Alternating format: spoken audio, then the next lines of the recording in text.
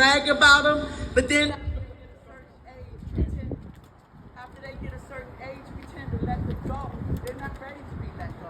They still need our hugs. They still need our love. They still need our ear. That's the one thing that I hear young people tell me all the time, that it makes me feel good when my mom asks me, how am I doing? It makes me feel good when they check in on me. When do we stop doing that? When do we stop as a community allowing our neighbors to tell a young person, hey, don't do that. Don't tear that tree up. Don't break that window, without the mom feeling defensive? When do we stop doing that? And at the same time, we have to acknowledge the fact that our moms are tired. They're tired. They can't do everything by themselves. Right. Who got kids? Don't y'all know that children can wear you out in a good way, but they can still wear you out? And it takes two. It takes two.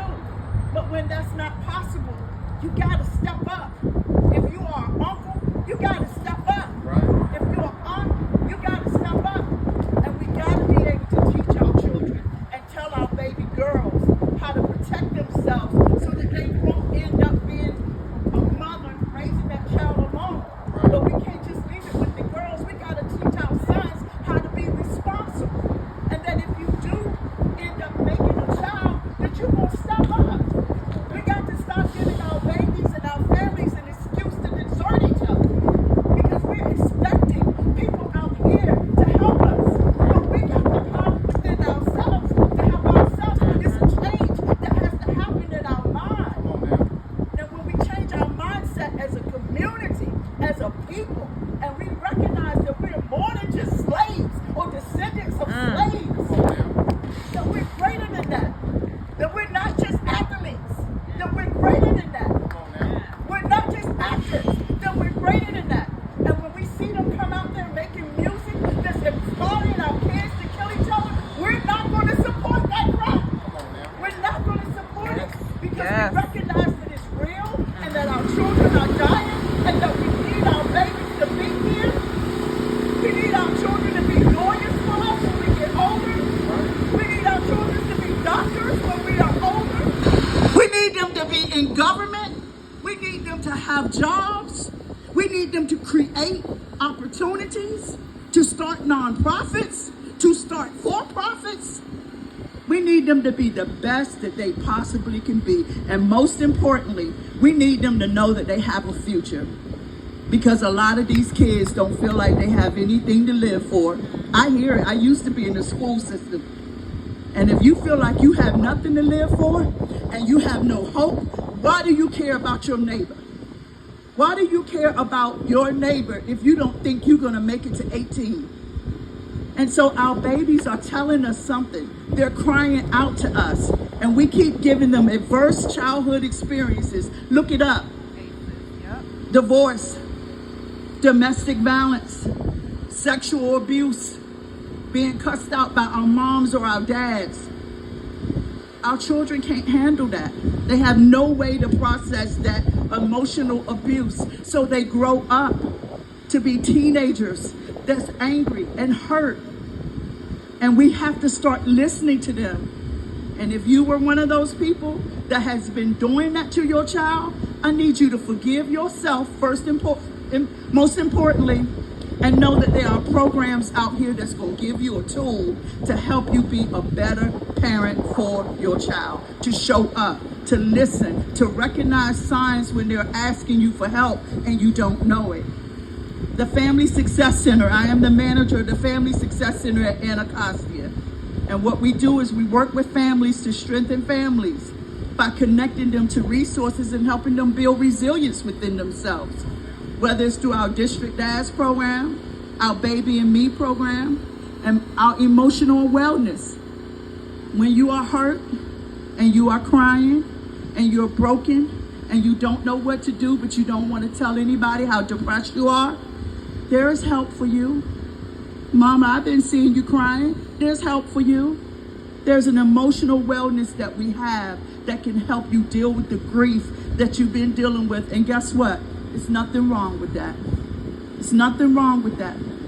There's nothing wrong with that. Say it with me. There's nothing wrong with that. I'm going to wrap it up, but I just have to say this. We are flooded with so much information, and this information is constantly telling us stuff like shopping while black. What does that make you think? You can't go to the grocery store or you can't go somewhere because you're black? Eating while black.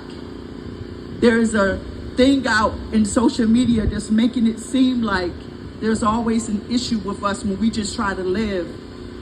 That's a mental thing, and it's impacting us. And it's impacting our children. It's impacting them, and they have access to it on their phones. So it's doing a bad thing to their mindset. But we have to tell them, we have to let them know that there is another way. So I encourage you all to come to Martha's Table and take advantage of these programs that we have that can help you with your emotional wellness. Because whether you're angry, it's my pet peeve for somebody to say, oh, the angry black people. Guess what, y'all? Anger is an emotion, right? Wars were started because of anger. So why can't we have an emotion? It's an emotion. But let's get to the root cause of what's driving your anger. It could be grief. It could be I'm impoverished and I'm tired of being poor and broke. It could be I've been deserted and abandoned by somebody who loved me. It could be I just lost my grandmother, my grandfather, my brother, my whoever. It could be I'm tired of coming through this city hearing gunshots all the time. Anger is just an emotion. Well, let's give you some tools to help you be able to deal with those emotions so that you can see clearly how to move forward. Because I love my people. And I know y'all love each other. But we just got to remember that. And we got to learn how to have conflict resolution so that every time we have a disagreement, it does not have to end with somebody being dead. I can disagree with you and still walk away. That's okay. It's okay. I can forgive you. I don't have to be friends with you, but I can forgive you and let you still live your life. And you can forgive me and let me still live mine. That's all I got to say. I just hope, and I appreciate you, Dyrell, for bringing this together. I hope that somehow, as a community, we recognize that we love each other and that we need each other and that we're not each other's enemy.